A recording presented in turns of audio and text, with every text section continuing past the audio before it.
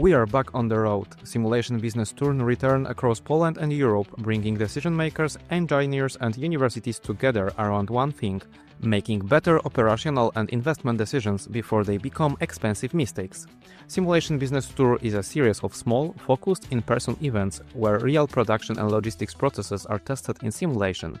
No theory, no generic presentations, just concrete scenarios, real data and clear insights you can actually use. You will see how changes in automation, resources, layouts or buffers really affect performance, risk and costs before anything is built or bought. Registration is now open. Seats are limited because the value comes from discussion, not crowd size. If you are responsible for decisions that matter, secure a spot now and join us at Simulation Business Tour 2026.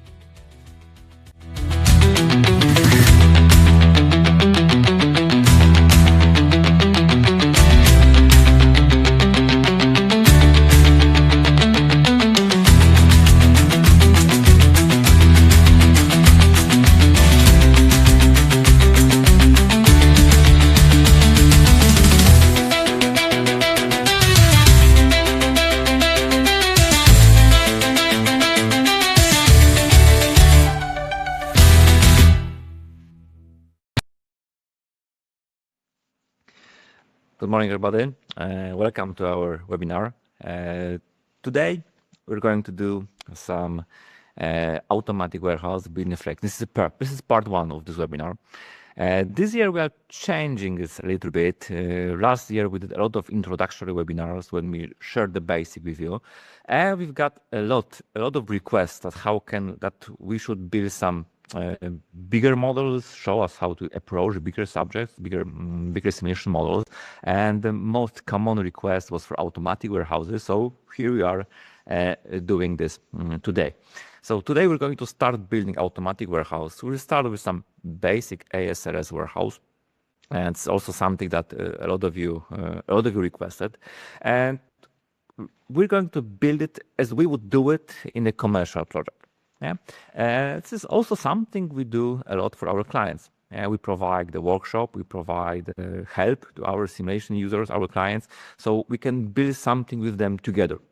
So if you have some project in mind, maybe you are struggling with some simulation model of yours, please don't hesitate, call us, set up a meeting, and we can offer you services and we can help you building your model in a very similar way as we're going to build this today. So together with you, as we call it, like direct know-how transfer. We have a lot of experience with a lot of models, so I'm pretty sure we can help you with your simulation project. Okay, but let's start working on it. I will just share my screen with you. Before we begin, a short message from InterMarium. We build simulation models tailored to your company and your processes. Production, warehouse, internal logistics. If you want to check how your system really works, we can model it for you. And if you already work with FlexSim or want to build these skills inside your organization, we also provide professional FlexSim training from beginner to advanced levels and project-based courses. You can find our full offer at intermarium.com.pl. Now let's start the webinar. So as you can see, I have already FlexSim open. So today we're going to start building some automatic warehouses. In this case, as I saw, we're going to do some conveyor-based lines, some ASRS, some rack system. Maybe we'll generate some base stock based on the table. We'll connect the model in Excel, and then in the next part, I think we'll try to do more sophisticated logic, how we can handle the ASRS logic, how we can force double cycle movement for ASRS and such. And maybe we're going to add something that you will request during this webinar. Yeah? If you have questions, of course, don't hesitate, write them on chat, and I will try to find some time. And if this question will be, let's say, on the subject, maybe I'll be even able to put it into our model, so we have model more in line with your needs. Okay, so let's start. As you can see, I have FlexSim open. We'll do this in 2026, so it's the newest version. If you don't have it, really good. I urge you to update. It has the factory asset browser, and it basically lets you use different shapes from FDUs of factory design utilities. So you can use a lot of different shapes in FlexSim. Yeah, so you have hundreds, even thousands of different shapes that you can use in the simulation model. It improves visualization greatly. I really urge you, if you can, please update to 2026. Okay, let's start. So we're going to do some ASRS warehouse in this case. So we need to start by creating the some conveyor-based lines. We can transfer the pallet to our system. So of course, as usually, we'll start with the source and we'll start the first conveyor line. If we talk about the conveyor, if you have the conveyor, you can very easily click on either beginning on the end of the conveyor to change its length, its size, and its orientation in space. Okay. So okay, we have the first conveyor. I will connect the source to this conveyor, and then I will choose that I want to have the pallet. Okay? So now I'll generate the pallet. Of course, this is the FlexSim, the US software. So if you talk pallet, you most likely need to change the size of the pallet. We want to have 0.8 over 1.2 meter because we want to have our standard Euro pallet. We want to standard Euro pallet travel in our system. So if you change it, you can change either where 0.8, 1.2 on 1.2, 0.8.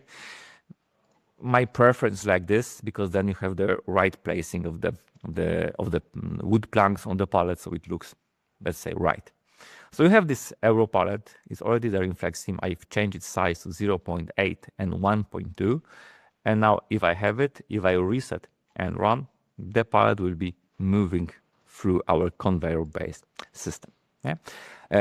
For the case of this example, I will change the source here. I will check this box arrival at time 0. Why? Usually, if I reset run, the first pallet will enter the system around 30-something seconds. And usually, I don't want to wait that much time because I will be resetting and running the model quite a lot because I want to see how the model behaves. So I will change it to arrive at 0 time. And what this change is the first pallet arrive at time 0, and then the second pallet will still arrive at 30-something.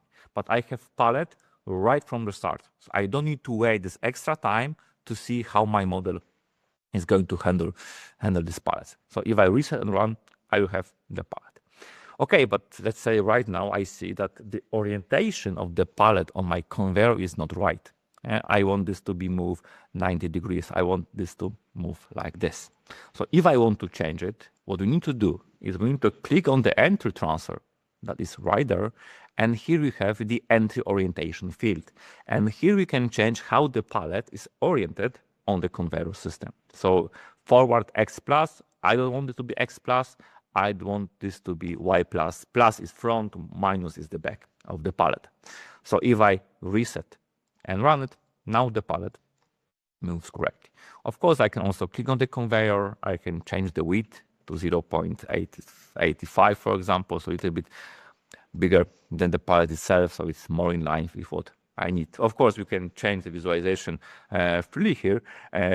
On this webinar, I will try to focus more on the logic, let's say on the general framework, how something needs to be done. Because if you understand the general framework, it'll be much easier for you to make the little changes so you can, let's say, create the model closer to your specifics. Because, okay, all the warehouses are mostly the same, but usually there is something, let's say, specific in your case, in your automation that needs to be, that is unique. And you can very easily modify the general framework logic of the system to your needs.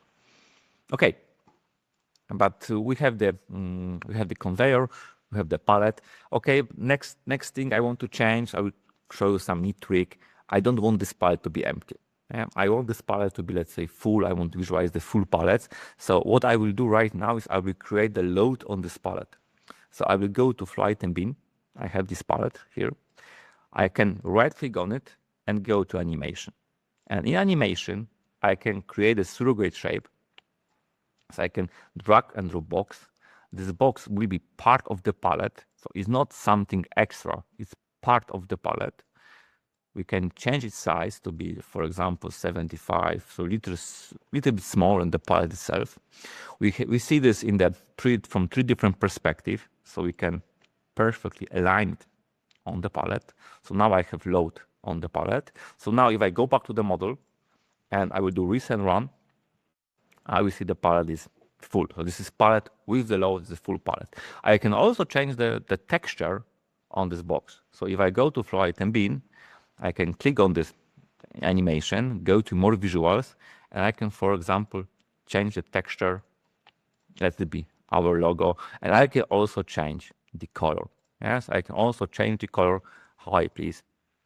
So I can have the load and I can still have control over the color of the texture. So there I can, for example, distinguish, okay, green is full, red is empty, or different colors, different destinations, different types of load, A, B, C, whatever. We still have this option with this texture.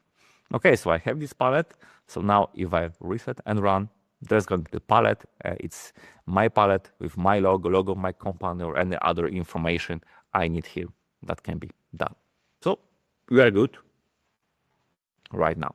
So we have the first conveyor line, first section, I would say, of the conveyor. We have the pallet with the load. We can continue working on our warehousing. So I want to have the rack. Okay, so I want to have the rack. So I will create the rack here. I have the rack. And with this rack, what I can do here is I can click on the rack, edit dimensions. So now with the dimensions, I can try out different layout of the rack itself.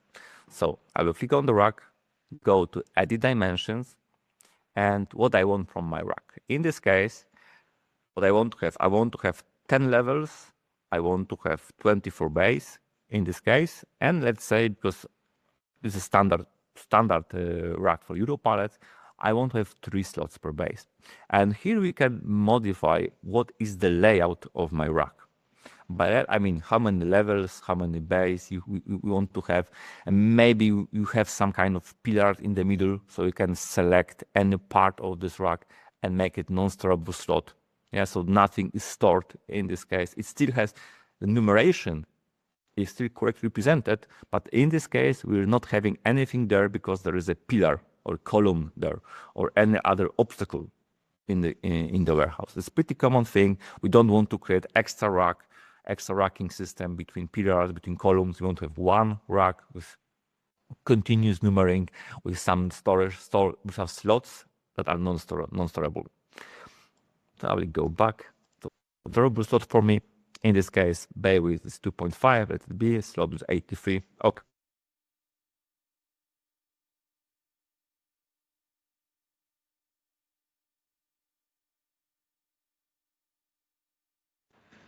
Yeah. What I can see now here is I have the rack. I can copy this rack and paste it right beside it. Yes, now I have, let's say, one alley of my racks. And I can click on it. I can rotate it. Yeah. So now I have one alley of my rack. This is one alley. We'll copy it later. So in this case, what I want to do is I want to create one perfect alley with the ASRS, with the conveyor system. So then I can just quickly connect those all together. Okay? Okay. We have the conveyor.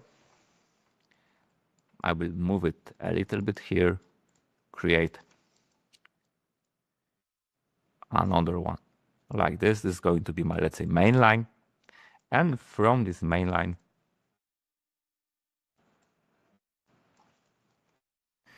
make it wider, 1.2. And now from this main line, I will have conveyor that goes in and out of my warehouse system. Let's talk a little bit about visualization. As you can see, I have shadows and I have rollers on the conveyor. Usually it looks good. It's good for visualization. But when you're creating the model, it's sometimes better to, let's say, create a little bit more basic visualization, so we can understand what is happening here, so we can understand which conveyor is which direction and so on. Of course, you can always click on something and see the arrows, but sometimes it's much easier if you can see everything all at once. So you can go to conveyor system properties, and you can uncheck draw render mode. And if you uncheck it, then the graphics become more simpler for the conveyor, and you can right away see which conveyor is what, yeah? In this case. So we can see it right away.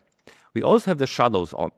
Shadows, okay, with shadows, it looks a bit better, but especially if you have a lot of racks, the shadows make everything to be too dark, yeah, because shadows is cast everywhere. So want to, let's say, remove the shadows in here, so we can go File, we can go Global Preferences, go to Graphics, and uncheck Use Shadows. Then we don't have shadows, everything goes a bit smoother, and especially in the warehousing, we can see everything more clear. We can then go back later when you do the presentation to your clients, to your bosses, we can switch back to the better visualization, but let's say for the building time, it's better to see more. It's better for everything to be much more clearer. Okay, so we have the one alley. Now we just copy the conveyor. So I want to have, let's say, entry line here. So this is going to be the entrance for my alley, and I will copy and paste this part of the conveyor, copy and paste here, and with these two arrows, I can redirect conveyor. So I can change the direction. So it's still in the same place, but the direction of moving of the goods on the conveyor is reversed in here. Yeah, so I have two conveyors. What else we need? We need to have the ASRS. So I will drag and drop ASRS inside this alley. Make it a little bit smaller. To this green and size okay. You can click on this right and left, these bigger markers, and then you can increase the rail length in this case, and you also want to be bigger in here. It doesn't impact the range of the ASRS, but of course from the visualization perspective it looks much better if the rail is for the full leg of the rack. And we can put it inside. So we have our ASRS in here. Everything looks correctly. Okay. So now if I reset the random model, the pallet will enter, yeah, but the pallet will not enter, in this case, this line. Why? Because we didn't tell the pallet to go there. With the conveyor, if you don't specify any other logic on the conveyor, you will always choose, let's say, the last exit. So for example, if I would have sync there and the thing is connected, the pallet will go there because it is the last exit. So in this case, what we need to do is we need to create the logic to send the pallet to the rack alley. We'll modify it a lot during this webinar, but just for now, we want to send every pallet to this alley. So what I want to do, I will need to have decision point, and I will also create decision point here. I will make the A connection, and on the decision point, I will add the trigger. So whenever a pallet arrives at this decision point, what I want to do here is, on arrival, I want to send this pallet, and you can see destination is current out object 1. That's why I've made the connection with A key. If you don't want to do this connection, not a problem, you can just sample it. So click on the sample and click it, and you will have the same, or you will have the address of the object. For this case, I'll use out object 1. So now, I've added the logic, so if I reset and run it, yeah, the pallet will go there and nothing happens. Nothing happens. So we need to create the logic how we can move the pallet using the ASRS to the racks. There are multiple ways of doing it. We'll do the simple way, then we'll add more as we go. We'll be adding more and more logic there. So for now on, we'll do the A connection. I will connect both conveyors with the rack, create the exit transfer here, and with the exit transfer, make the S connection with this point, and on this point, I will check use transport. And if I do it, if I reset and run it, then I will have the logic there. So what I need to do here, we need to build more and more logic there. So right now, I know that the pallet is being moved there. Okay? And this is okay. We need to create logic because we need to assign some way the location for the pallet on my racking system. There are some predefined logic there. So if you click on the rack, if you use the AS connection without the process flow, if you click on the rack, you have the option first slot with space in this case. And the space means that the slot must have space. So let's say if you think about the curvature of the product, it needs to fit in the slot. Yeah? So you need to fit. It can create some issue. You have the pallets or small pallet or small product, and then you can have multiple products on the same location. There are more different logic here. Yeah? Like for example, you can choose random bay level and slot, or random bay level slot with space. So still this constraint is in place. So let's, for example, choose random bay level and slot. So if I reset and run, then the ASRS will take the pallet and move it somewhere in the racking system. Okay? So you can see we have it. So now we have it. So now we can continue working on it. This is just the basics still. Okay, it works, but I want to have the full control. Yeah, I want to have full control over how I choose location and how I'm doing this task. So let's start by creating the logic in the process flow where I can choose the slot assignment strategy however I please. And this is the case here. Okay, so let's open the process flow here, and let's create the logic for choosing the location. So let's say I want to choose location here because here can be a bit too late. I would like to choose location here, and then based on the location, I would need to redistribute the product in my system. So whenever something enters here, I use the event triggered source. Event triggered source in process flow lets me start the logic when something happens. So when something happens, I want to start my logic, start my tasks, start my work. It has a lot of uses, but whenever something happens, so in this case, when something happens, and this is whenever something enters this DP, is on arrival on the decision point. So whenever something arrives at the decision point, I will call this arriving item pallet because it is the pallet, and I need to assign it. So now whenever I reset and run this logic, whenever a pallet enters it, I have a token. And this token has the link or has the information about the pallet that just entered here. So I have it. So now if I have it, now I can do something with it. And with this pallet, what I want to do is I need to find the slot. So I need to find the location in my warehouse for this pallet. So I use the find slot. So in find slot, we can decide which slot I want to use. So the query right now is any slot, so it's any slot in this case. And I need to decide here. So this first assign to, so if the token goes through here, it found the slot, where should I store the information about which slot has been found? So I will use the token slot, not logical one. And this is the second is much more important. Assign slot to item. So if I have the slot, I found the slot, what should be assigned to this slot? In this case, not an item, because here I've created the label pallet, and I want to find the slot for my pallet. So I will use the pallet here.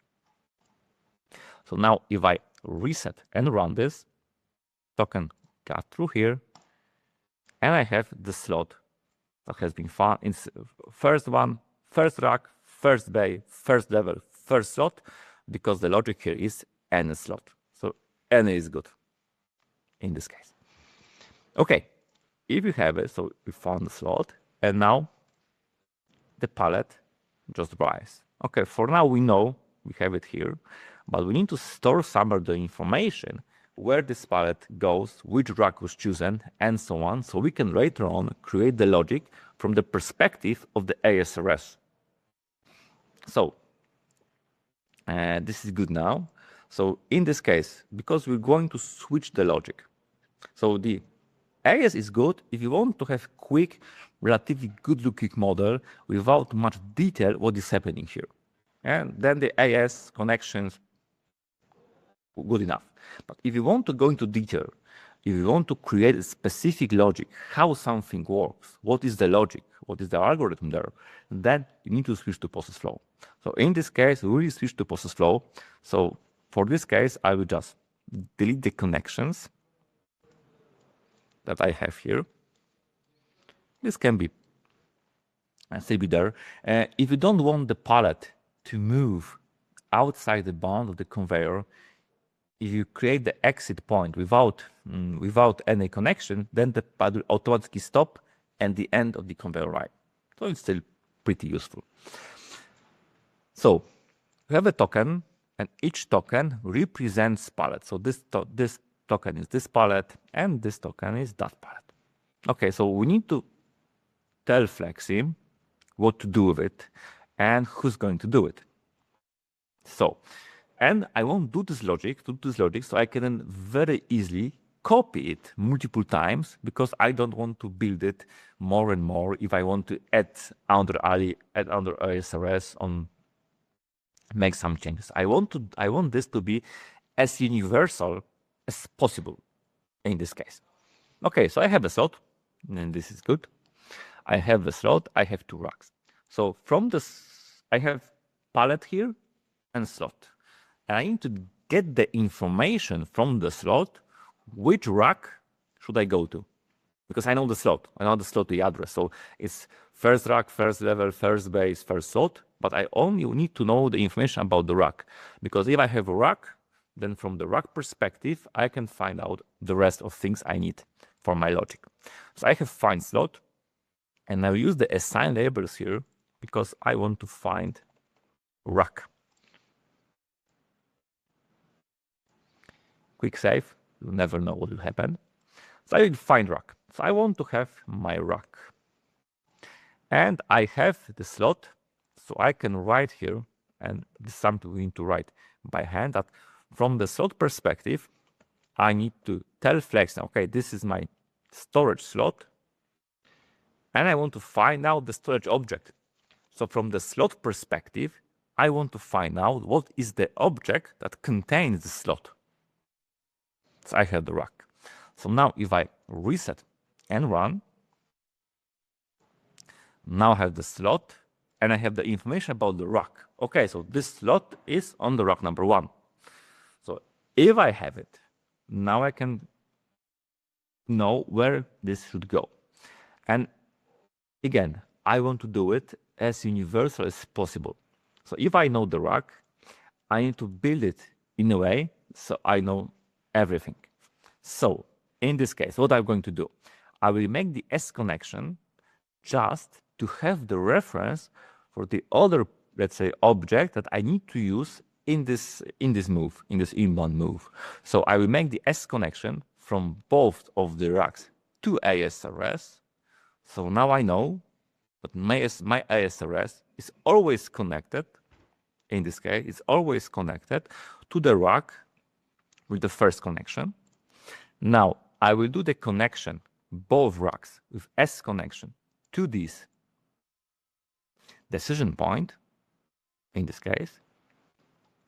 So I know I need to move it there. So I know if I have a rack, on my rack, the ASRS is the first connection, and I know that the decision point, so for the routing purposes, the decision point, I need to send my pallet 2 is on the second connection.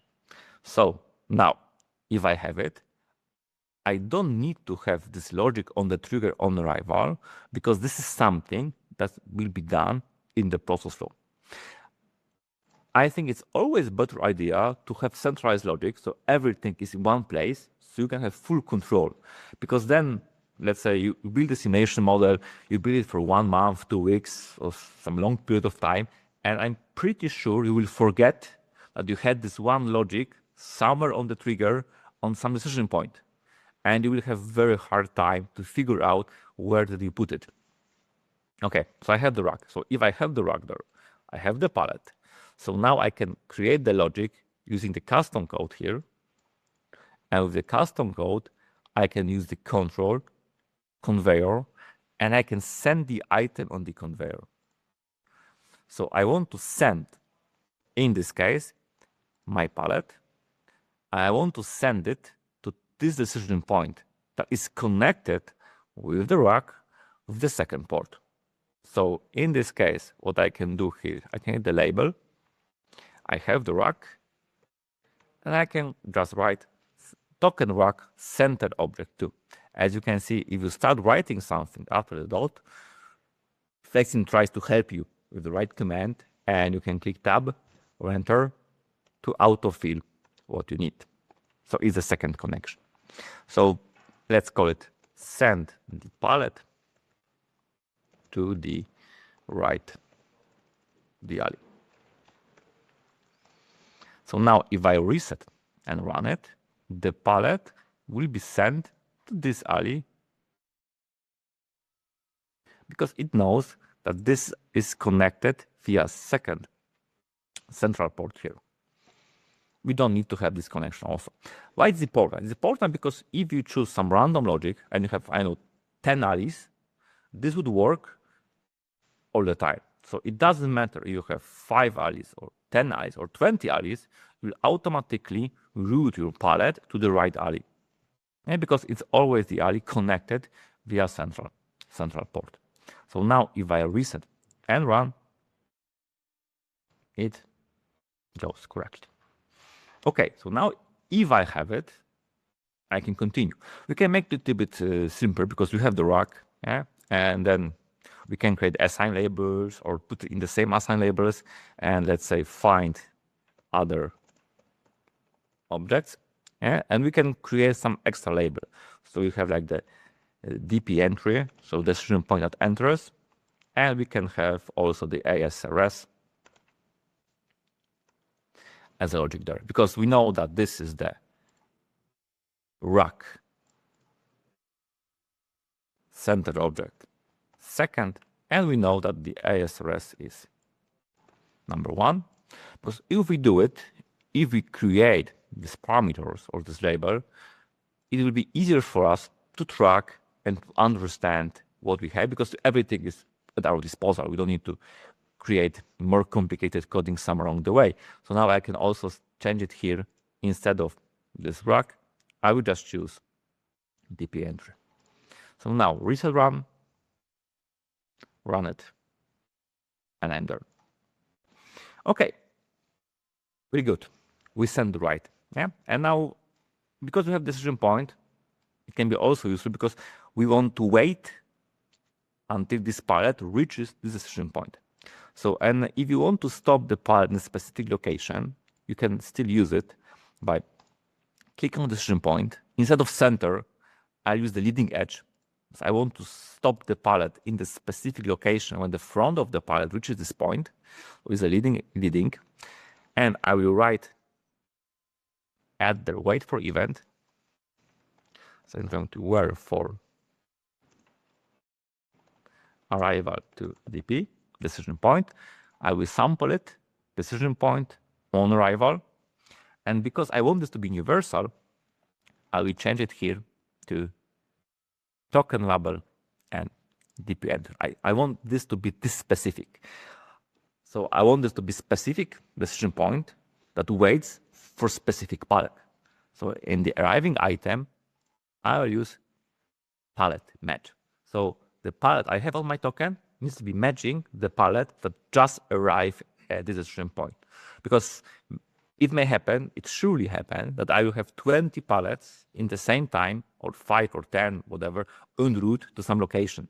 I know which one just enters the decision point because I have multiple inputs, I have multiple pallets, I don't know, it may not always be FIFO because of some blocking or some other things that can happen in the system. It makes it a little bit more universal. So I'm waiting for this pallet to arrive at this decision point. And usually, because I have this decision point, I want to stop the pallet on a specific location. So I will also create the logic here with the custom code, call it stop pallet, and adding the control, conveyor, stop and resume item of the conveyor, and I want to stop the pallet there. So if I reset and run, the pallet will automatically stop when the front or the leading edge of the pallet will reach the decision point. And it's then easy for you because then you can, by moving this decision point, you also specify where the pallet should stop, in this case. Okay, we have the logic. We choose a location. We stop the pallet there. Now we need to write the logic for the ASRS to do the movement. So in this case, we're going to create the resource. I will call it ASRS. And this is my ASRS in this case. I will acquire this resource from here in this case. And we have the ASRS here already, but we'll still use the resource because then we can have the reservation, we won't have overlapping tasks, we have more, let's say, more control over the priority of different tasks. We'll mention later, I think on next webinar, but for now on, we'll use here the resource. So I will acquire this as a resource. I have the ASRS, so I can call it ASRS resource or something. It doesn't really matter. It does have a different name, so I not overlap this parameter. And then I will use the load. So in this case, ASRS will take the pallet and then the unload, because I want the ASRS to take the pallet, unload the pallet on the rack, because the rack is where I choose to store the pallet using the find slot logic. And then I will release the ASRS resource. So now, if I reset and run,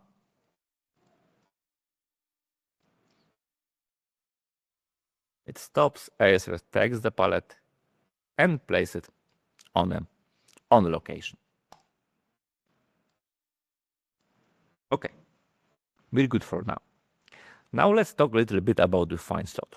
So I want to find a specific slot. In this case, I want to order it by random. We'll go back to it a bit later, but right now I want to choose the random slot. So I want to choose the random slot, and I also want to choose the random slot with that is empty. So in this case, it automatically builds a SQL query for you for looking for the slots in your storage system.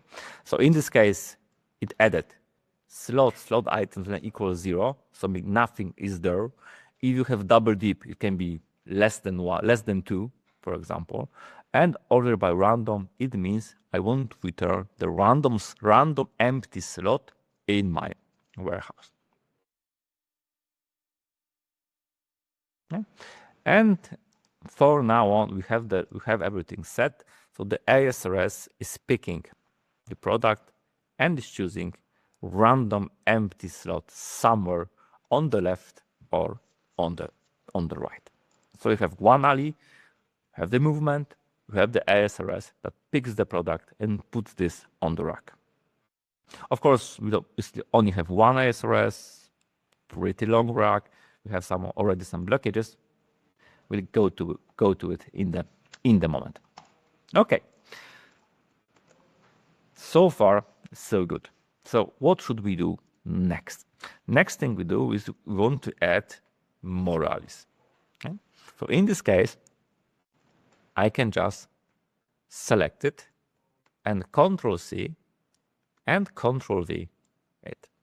So I will right now add the second alley. Okay, so I will right now send the second alley. I will have one problem here, and you will see it in the moment, that if I resend run, it works correctly, as it seems. But because I have the resource here, this resource is limiting the logic for now that only one ASRS can work at a given time. Of course, it's not logical here. I want them to work independently. So what I can do is I can control-click on both ASRSs, create a group, and add them to the group. And let's call it ASRS underscore group. Maybe change the name here to be ASRS number 2.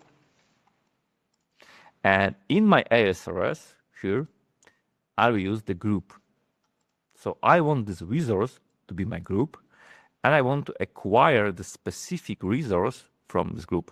Because I have the resources, and usually FlexSim can handle for me which resource from the group I should take, but in this case, I want the specific ASRS, because I know that in this alley, only this ASRS is going to work. So now if I resend run, everything should be okay, and both ASRS would work in the same time. Okay, we have it. We have it, so now we can continue working on it. Okay, we have the movement, have the multiple alleys here, so now we can continue working on the logic. We have 2 alleys, it's working, and so what happens next? Usually in a model like this, we switch from the, let's say, movement to overall data. Usually here, you should have some kind of data to start the simulation. You don't want to start the simulation with empty warehouse. There's something already there. So in this case, what I prepare is I prepare some Excel file. We'll use it throughout this multiple part webinar. And in this case, is the location, SKU, and the quantity. Yeah? Usually when, for example, we do this kind of workshop with the client, usually is our client's data structure. Yeah? Because if you have WMS system, your data should more or less look always the same, with the same addressing schematic or the same column name or the same structure of the data. It should be all there. So I have base stock. So I have the location, so where this product is. I have the SKU, so what is this product? And I have the quantity, so how many boxes or parts or components is on this pallet in the warehouse. I want to use this data to create, let's say, base stock in my warehouse. So when I reset and run this model, I don't want my warehouse to be empty. I want my warehouse to represent what I right now have there, for example. Okay, so we'll use this data, and because I have it in Excel, we'll also add the Excel import there, so we can import this data freely. Okay, so we have the base movement. I have data for 4 alleys, so I need to create it a little bit bigger. And now you can see it's, I will just get this, maybe make it straighter, and Shift select, Control-C, and Control-V, snap it to the racking system. So I have now, right now, fully working logic for alley with right sending and so on. Okay? So we can see this is what I was talking about before. If you do it right, with the right logic and right structure, with the connection, everything, then you can very easy copy and paste it. So to make a bigger warehouse, it's not much more work than to create a small warehouse if the logic, how it works, is the same. Okay. So we have the data in Excel. So what I want to do is I want to create a global table because I need to store the data from Excel in FlexSim. I want to move it. So I will create the global table. I will call it base stock. This is my global table. And I want this to be this table, this sheet from Excel. So I will go to Excel interface, create the import line. Let's call it base stock. The sheet name is also base stock. This needs to match, yeah? So it needs to be the same as here. And if I have it, I need to tell FlexSim, okay, where should you put this data? And this data should go to global table base stock. I don't have the row headers, but I have the column headers. And if you leave 0 everywhere, this will import all data from this sheet. I want to import this table. I choose here new. And if I choose here new and click import table, it will ask me, okay, where this Excel is.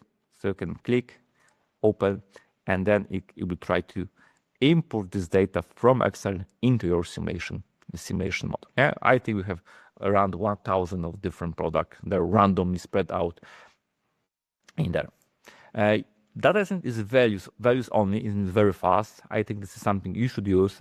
Is the fastest way. You can have some auto recognition or auto changing of the data structure in Excel, but then the importing can take a really long time. So it can be an issue. I use Excel here, but if you have a WMS system, there's not really a problem to have it as the auto import from your database. We are using Excel here, but you can go to connectivity database connector and create a database connector to this data. So you can choose what kind of database you have, and then you can choose to import base stock from here using some query. You need to know how your data is structured in database. And if you check it, then every time you reset and run the model, it will automatically import data. So it always be, let's say, the right now, the snapshot of what is where right now in your warehouse. So it will be, let's say, one step closer to the digital twin, because it will always represents what you right now have in your warehouse. We won't do it here right now. We don't have the database connector, but yeah, it is an option. And we always urge our client to do it like this. So you have the constant information or always up-to-date information about what you have in the warehouse. And then you can maybe use this model not to, let's say, simulate investment or simulate some changes in the system, but you can use this model to create day-to-day simulations of what will happen today in my system or what will happen right now. Let's say you can come to work 6 o'clock, run the simulation, and we tell you how you will do on a given shift starting right away. So it has really nice possibilities there. Okay, we have this base stock, we have the location, SKU, and the quantity. So this is our location key. So this is how our, let's say, WMS identifies the location in our warehouse. So in this case, the key is Ali Bay level slot. And we want to use this information to correctly place our pallet with the product on a given slot in our warehouse. So what can we do? We need to create the address schematics for our addresses. Different WMS will have a different ways of addressing. It can be dash, it can be dot, it can be underscore, it can be instead of 808 or 008 or letter. There are multiple possibilities there. So from the FlexSim perspective, if you have your own address schematics, you need to go to the storage system. It's right away. And you need to add your address schematic. So I will add it right now. I will call it my warehouse. And what I will have here, we'll have the aisle, separator, bay, separator, level, separator, and the slot. So this is our address. In our case, the aisle is a number. So this is something that we have, as you can see, in a data. So this is the same structure. Sometimes can be different. Maybe you will have something in the beginning, like this is my VH1, so warehouse 1 under. Yeah, so it may look like this. It depends. Yeah? It depends what you have. It depends what kind of WMS system. How do you implement this? There are multiple possibilities, and usually, I think almost all of them can be done different separator on different logic by choosing. Or for example, you have the fixed length, so it's not first bay, 001 bay, then you can change it here as a fixed length, let's say 3, so it's 001. We don't have fixed length anywhere there, because you can have 1 and you have 10, 11, 12, 20, 24 or something. So this is what we have here, all ones with the separator there. And this is my warehouse. So this is my address schematic that I use in my system, or it is represented in my data. So I have it. So now I need to tell FlexSim that this rack is using this address schematics. So if you click on the rack, you need to choose that this rack is using my warehouse address schematics. And the bay level and slot are always predefined, because you can go to edit dimensions and you can see that this is predefined. Yeah? From 1 to 10, from 1 to 24. It's predefined. But the FlexSim doesn't know which aisle is it, because the aisle numbering can be all over the place. Yeah? So you need to tell, okay, this is aisle number 1 or rack number 1. In this case, maybe aisle is not a good fit there, because I want this to be a second aisle and so on. Yeah. So more of the rack number and the aisle number, but we'll live with it. So in this case, I need to enumerate this rack. So it's a 3, this is 4, this is 5, this is 6, 7, and 8.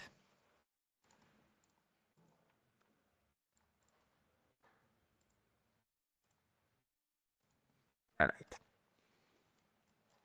So now this rack is using this address schematics. It's also important you can have multiple different address schematics in one model.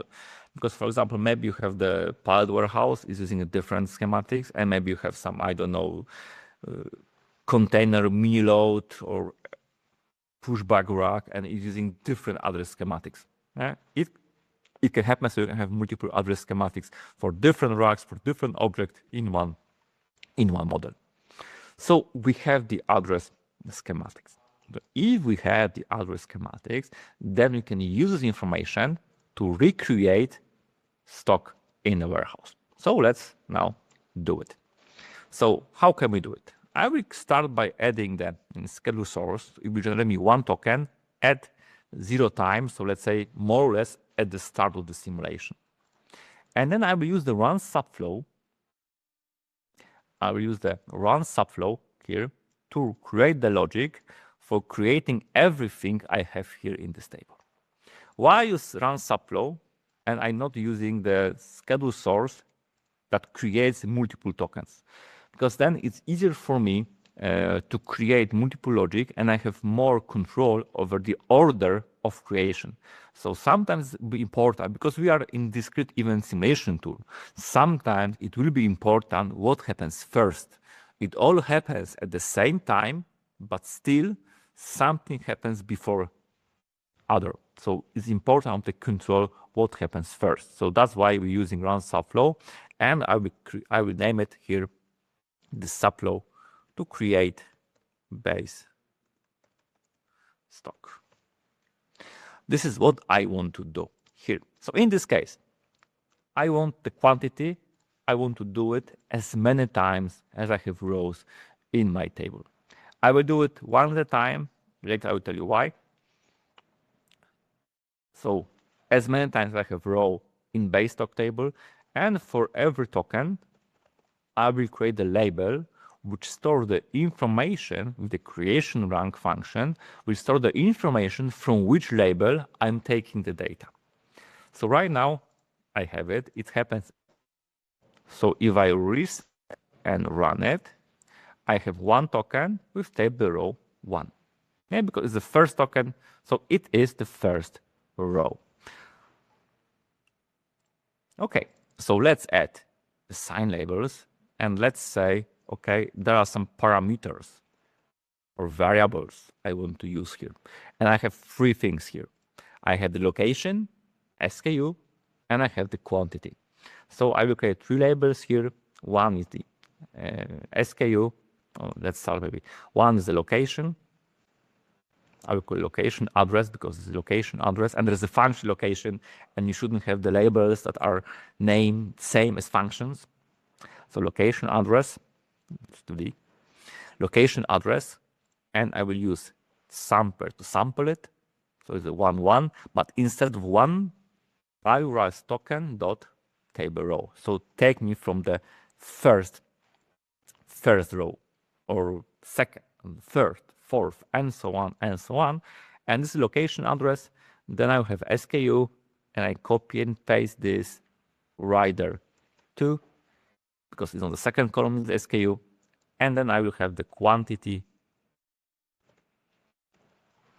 in this case, and it's going to be on the third.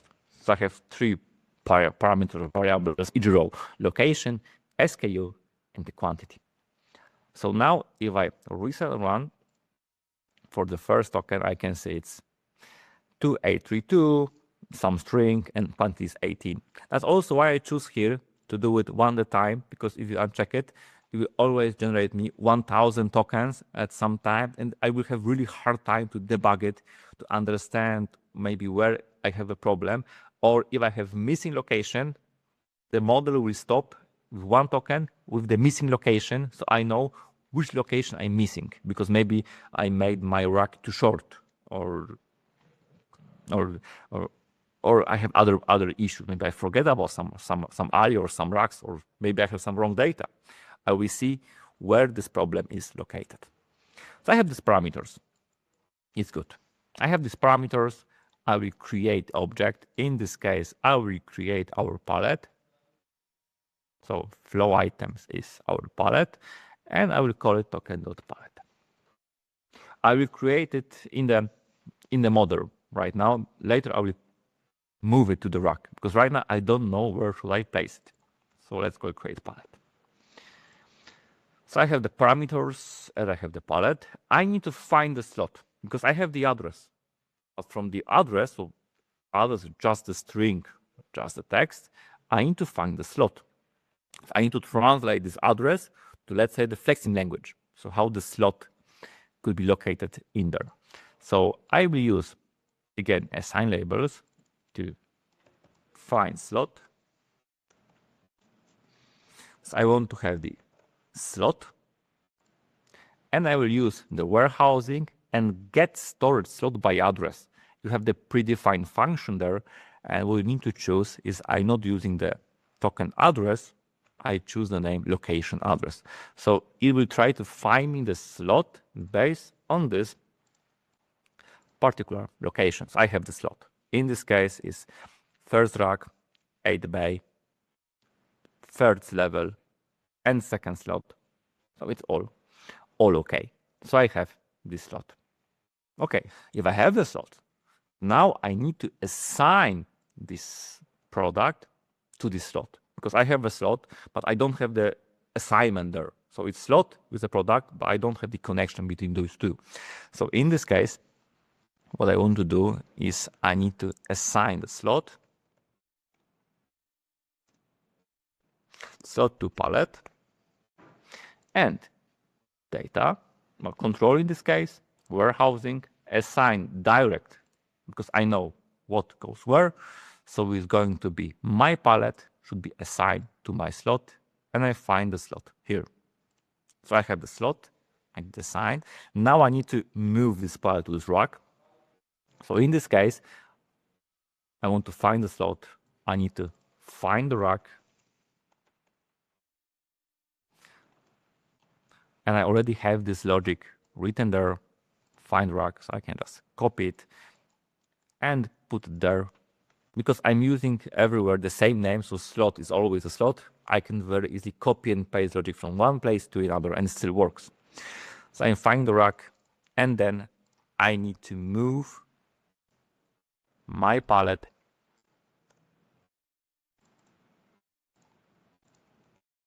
on the rack. So this is my logic. So now if I reset run, I should have one palette there.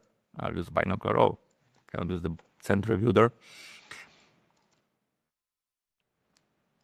It should be somewhere in the rack. let's see. Yeah, pallet is on rack 1, on the second rack, somewhere in there. Yeah. So we have it done. Why it's important? So you can do it like this. Yeah, it's on this rack. So right now, because we understand the connection between the string address and the location in my FlexSim rack. So for example, if you import the data from the WMS and FlexSim thinks the same about the product in location. It needs to match. That's why it's important to create the right addressing schematics for your model there. So this is how we create the base stock from the table. It works without any errors. So now we can add the finish. So now an increment save. So now you can see, will it create everything for me? Or maybe I have some problem. Okay, you can see it works. So it automatically filled my warehouse with pallets with the right locations. Okay, so based on this data from the stock, I run the logic through this data and I recreate this. And you can see it's pretty fast. So it can this be done a little bit better, a little bit faster? Yes, of course. Yeah, but usually this is enough for the most of your needs. So I use this logic to recreate the base stock. And because this is almost finished, I will just put a block here so I can then later see, so I can have good organization of my logic. So this is the base stock creation.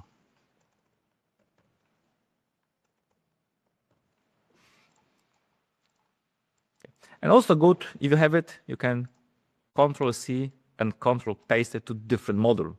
So if you do it once, you have it all the time. Okay, you have it. So this is the base stock that we have. One more thing I want to add here is that if I create the palette right now, it doesn't have any labels. I want to transfer this information from my base stock table to those pallets. So I know what is the SKU and what is the quantity, because maybe when I will creating the outbound logic, I want to take from the warehouse specific pallet.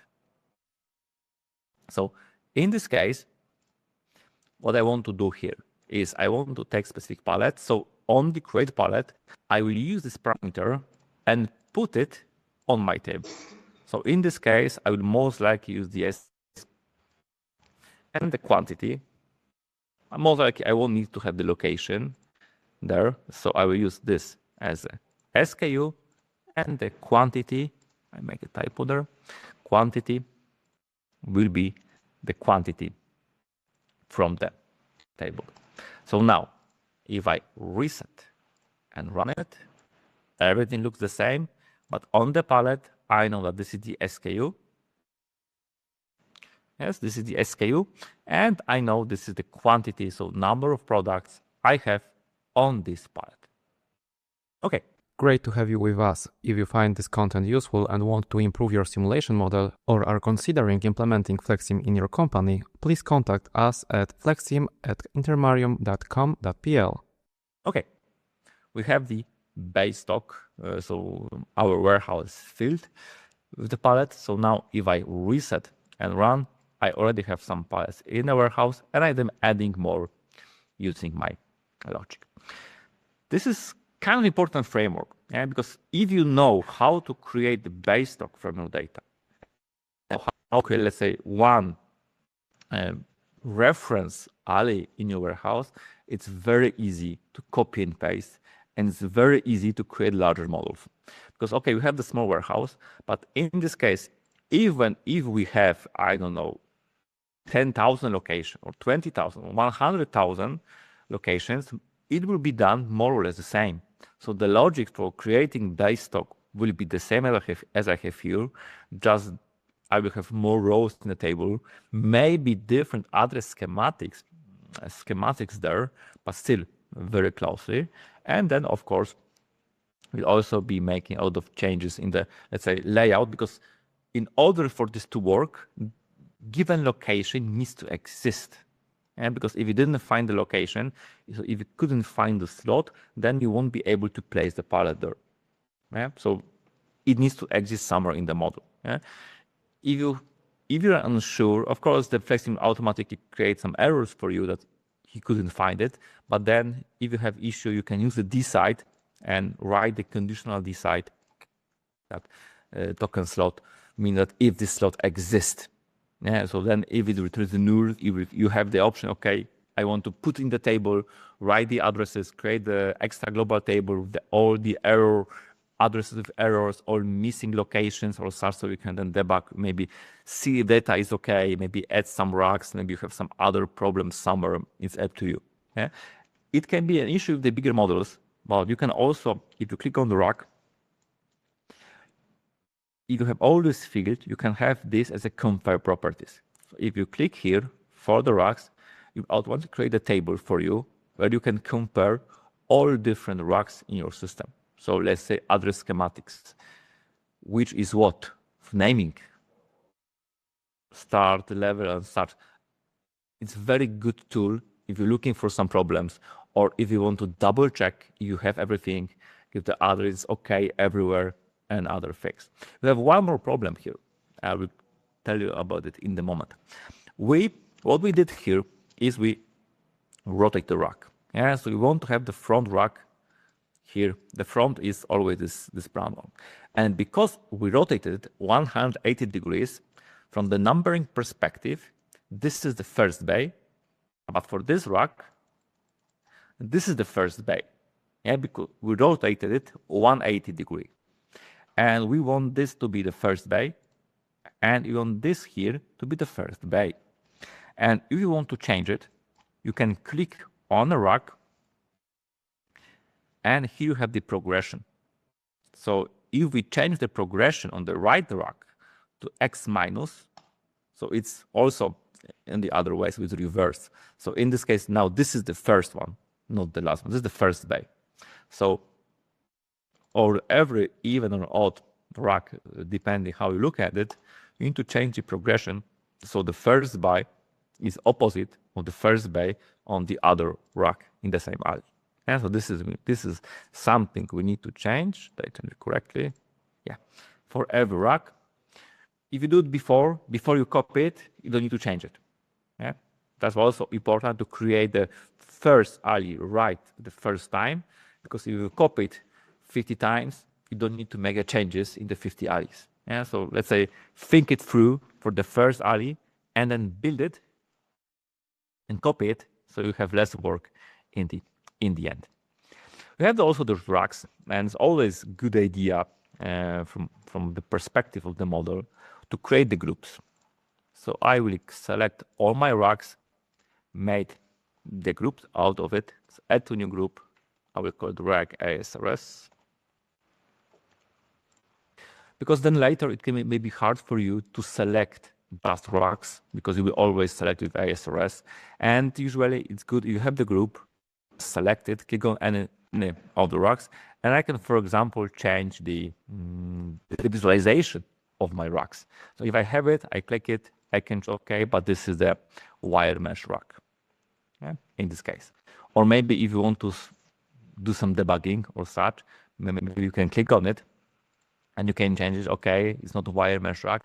I want to have just the wire frame of my racks, and because then you can clearly see what is what, and be much easier for you to understand what is happening inside.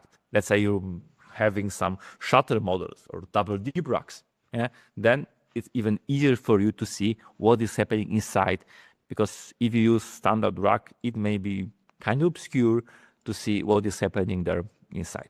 And of course, you have the groups. You can then very easily change different aspects of address schematics if something changes, or any other thing that is connected with the given group of racks.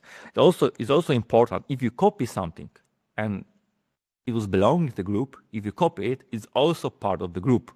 So grouping is also a good way if you create the logic, because if you copy and paste it, it's still in the group. So it's also easier to scale the model to your needs. Okay, So what we did here today for now, we have the movement on the conveyor. We are using the logic, the process flow logic here to send the pallet to the right alley. We have the process flow logic for the ASRS and for choosing the right one to pick up the pallet, to place it on the rack into the specific slot. And what we did here, we create the logic for the base stock generation. So we use the Excel data or any table data with the product that are inside the warehouse, and we are recreating this as we go. So whenever we reset and run the model, we can have the base logic there. Okay, so this is the start. As you can see, maybe we have the wrong orientation on the bed. It's oriented, so we can then maybe change it here. So we automatically also change it because it still has the same rotation as it has Y story. Yeah, so we should build a bit different with chain or rollers, logic, and so on. But we will do it in the next webinar. So this is the good base. Yeah, so when you create a warehouse model, you need to think how are you going to fit data in this model. And you should start by creating the data like the base stock so you can understand the location and you can understand what is the layout of your warehouse. And this is something we do in base stock. It's always a good first step. In next webinars, we have this Excel. I also prepare data for inbound and outbound. Yeah, so in this case, we want to represent a specific flow, specific movement. So we have the timestamp when this pallet arrives at this warehouse because we want to maybe generate certain scenarios. Yeah, I will have some scenarios. So I want to see what will happen if I have 20% more or less. What will happen on the given day? Maybe I have some historical data and I want to see and compare if I have this automation, if I do things differently yesterday. And yesterday was a very hard day for me. So if I would do things differently than I did yesterday, how much would I improve? Would I improve at all? Is it maybe worth it to investment using the real data here? So we'll also do it in the next webinar. So as you can see, this is a good base for the warehouse. This is something we'll build more on top of it. On our next session, we'll add the logic for the outbound, and we'll add the logic so we can create from the ASS perspective. So we want to force the double cycle move there. Yeah, so we want also ASS to come, take from the conveyor, move on the rack, and then if there is a need to take something, take it and move it on the exit conveyor. So this is something we'll do on our next session. Yeah. And as I said before, this is something we also do for the client. So if you have a need, you have certain product in mind, and you need help, you can always contact us. We can do something like this with you. As you can see, it took us 1 hour. Maybe it's not a finished project, but it's a very good base. It's a very good base that someone can just continue build upon and create the unique scenarios you will need in your warehouse. Okay? So, thank you for today. If you have any question, I'm open. I have some time. We have some time left. If you have any questions about the warehousing or about the Flex in general, this is your time. This is your moment to answer, to post them on the chat. I'll be very happy to answer them. And I think in 2 weeks we continue working on it, adding the outbound, inbound logic there, connecting historical data, and improving this model. And then in the end, if you want to add something more to this model, please also don't hesitate. Write us an email. Maybe we can, if it's not something very complicated, we can incorporate this logic into this model. And this automatic warehouse, this is the first subject in this webinar. We want to do it more. So we are looking for some inspiration. What would you like us to build? What is in interest for you? And of course, later, everything is going to be on YouTube, on our YouTube channel, so you can go back to it. You can see, you can train yourself, and you can see how you can create a very nice, very good model relatively fast using FlexSim, and of course, using our help. Okay, thank you very much. Thank you for today. I don't see any question here. So I hope this means that everything was described correctly, and I hope you will be able to achieve the same result in your models. So again, thank you very much, and see you guys in 2 weeks in the second part of our automatic warehouse in FlexSim webinar series. Thank you very much for attending. See you, and good luck with your modeling.